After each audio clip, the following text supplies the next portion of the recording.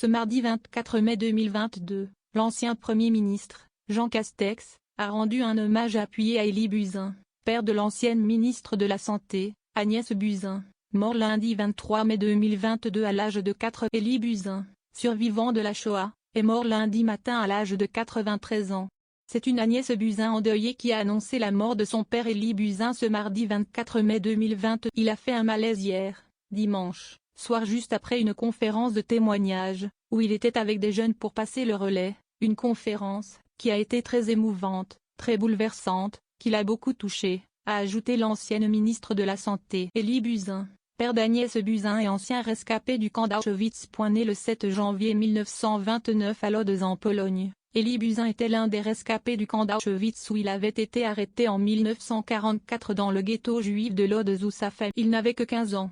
Il est ensuite arrivé en France en 1956 à l'âge de 27 ans où il a suivi des études de médecine afin de devenir chirurgien orthopédiste. La médecine est d'ailleurs une voie qu'a suivie sa fille, Agnès Buzyn, ministre de la Santé de 2010. Élie Buzyn laisse ainsi sa femme Étive Robel, psychologue, psychanalyste et écrivaine, ainsi que des petits-enfants, Alexandre Lévy, Lucas Veil et Raphaël Veil, les trois enfants d'Agnès Buzyn nés respectivement de ses unions respectives avec le médecin Yves Lévy et l'avocat Pierre. L'hommage appuyé de Jean Castex à Élie Buzyn. L'ancien Premier ministre Jean Castex, qui a démissionné le lundi 16 mai 2022, a rendu un hommage appuyé à Élie Buzyn sur Twitter ce mardi 24 mai. Je m'incline devant la mémoire d'Élie. Je me rappelle avec une très vive émotion sa dernière visite à Auschwitz, le 28 janvier dernier, où il avait accepté de nous accompagner et il nous a fait ressentir l'horreur de l'impensable et communiquer sa force et son courage.